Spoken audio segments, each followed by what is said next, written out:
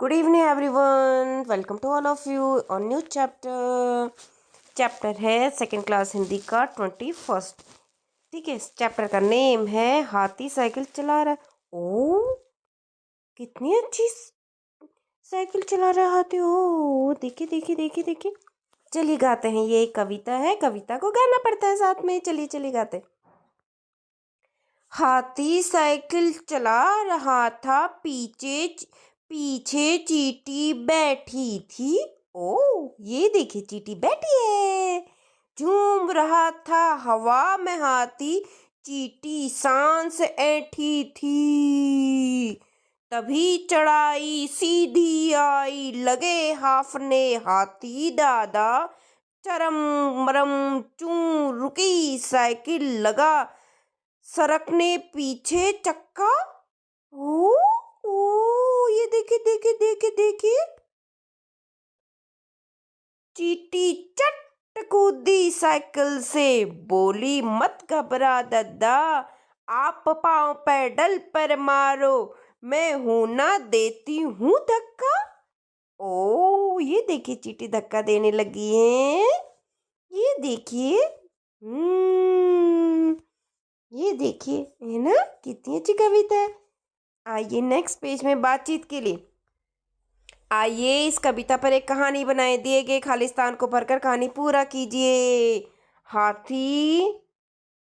अब इसमें ऐसा कोई संकेत नहीं है कि कहानी में क्या करना है। ठीक है, इस कविता में पर एक कहानी बनाई। ठीक है। हाथी साइकिल हाथी साइकिल चला रहा था, उसके पीछे चींटी बैठी थी। हाथी मजे से चला रहा था और चींटी ऐंठ के बैठी थी। आगे सीधे खड़ी चढ़ाई आई और साइकिल चलाते चलाते हाथी हाँफने लगा। साइकिल में चर की आवाज करती हुई रुक गई साइकिल, और उसका जो चक्का था, मतलब पहिया, सरकने लगा। हाथी की सहायता करने के लिए चींटी झट से कूदी और हाथी से कहा कि दादा, आप बिल्कुल भी चिंता मत करें, बस आप पैडल पर अपने पैर मारो, मैं हूं ना धक्का देने के लिए। ऐसा बोला ना चींटी ने। मेरी बात, इस कविता में भी एक कहानी छुपी है, आप इस कहानी को आगे बढ़ाएं। चींटी ने साइकिल को जोर से धक्का दिया, पर साइकिल आगे नहीं बढ़ पाई। चींटी बेचारी ने बहुत कोशिश की, लेकिन साइकिल को बिल्कुल असर नहीं हुआ, वो आगे बढ़ी ही नहीं। क्या करे, चींटी बेचारी छोटी होती है ना, लेकिन उसने अपनी तरफ से कोशिश पूरी की ना। और भी कहानी को आप आगे बढ़ा सकते हैं अपने मन से। जिसको जैसा समझ में आता वो वैसा बनाएगा। कोई ऐसा नहीं सोचेगा कि मैम ने ऐसा कहा तो यही होगा। आपने खुद सोचना है, आप मैम से भी अच्छा बना सकते हो कहानी। और ऐसा कोई जरूरी नहीं कि जैसा टीचर सोचे वैसा ही बच्चा भी सोचे, ऐसा जरूरी नहीं होता है। क्लास में सब लोग अलग अलग तरह के भी सोच सकते हैं ना, तो आप भी अपनी कहानी अलग बना सकते हैं। नेक्स्ट आई कहानी लिखिए। ओके, कहानी लिखनी है। ये तो कछुआ है और खरगोश है। कछुआ है खरगोश है, कछुआ है खरगोश है, कछुआ है खरगोश है। खरगोश ने फर्स्ट क्लास अपने दोस्त को भी गाजर खाने के लिए दे रखा। दोनों दोस्त आराम कर रहे। एक आराम से पत्थर का सहारा लेके लेटे हैं, एक आराम से पेड़ का सहारा लेके लेटे हैं, है ना। अरे लोमड़ी देख रही शायद उनको, है ना। हाँ, अब देखिए ऊपर दिए गए चित्र में कहानी छुपी है। छुपी कहानी को अपने शब्द में लिखिए, और इस कहानी में भी आप अपनी कहानी बना सकते हैं। जो आप सोचते हैं, आपको जो सोचना है वो सोच के आप लिखेंगे। ठीक है, नेक्स्ट आइए, मिलकर पढ़िए। डरो मत। ओ, ऐसा क्यों? नरेंद्र को चंपक का पेड़ बहुत पसंद था। चंपक के पेड़ पर लटक कर झूलना उन्हें और भी पसंद था। चंपक का यह पेड़ उनके मित्र के घर लगा था। नरेंद्र 8 साल की उम्र से ही अपने मित्र के घर खेलने जाया करते थे। एक दिन की तरह वे चंपक के पेड़ पर झूल रहे थे। तभी उनके मित्र के दादाजी वहां आए और बोले, नरेंद्र, पेड़ से उतरो, दोबारा इस पेड़ पर मत चढ़ना।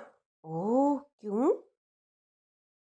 क्यों दादाजी? इस पेड़ पर एक दैत्य रहता है। ओह, उस दैत्य के बारे में कुछ बताइए ना दादाजी। दादाजी को डर था कि कहीं पेड़ की डाल टूट गई तो नरेंद्र पेड़ से गिर पड़ेंगे और उन्हें चोट लग जाएगी। ओह, दादाजी ने बताया, वह दैत्य बहुत डरावना है। दादाजी की बात सुनकर नरेंद्र को अचरज हुआ। वो बोले, दादाजी, दैत्य के बारे में और बताइए ना। वह पेड़ पर चढ़ने वालों की गर्दन तोड़ देता है। नरेंद्र दादाजी की सारी बातें ध्यान से सुन आगे बढ़ गया। यह देख दादाजी मुस्कुराए और वे भी आगे बढ़ गए। उन्हें लगा कि बालक दैत्य की बात सुनकर डर गया है, अब वह पेड़ पर नहीं चढ़ेगा। ओह, लेकिन दादाजी जैसे ही कुछ आगे बढ़े, नरेंद्र फिर से पेड़ पर चढ़ गया और डाल पर झूलने लगा। यह देखकर उनका मित्र जोर से चीखा, नरेंद्र, तुम दादाजी की बात नहीं सुनी? वह दैत्य तुम्हारी गर्दन तोड़ देगा। नरेंद्र ने हंसकर कहा, तुम भी कितने भोले हो। अगर दादाजी की बात सच होती तो मेरी गर्दन टूट चुकी होती, लेकिन ऐसा हुआ क्या? नहीं तो। यही तो, किसी ने तुम्हें कुछ कहा, उस पर यकीन मत करो, खुद सोचो, इसलिए डरो मत।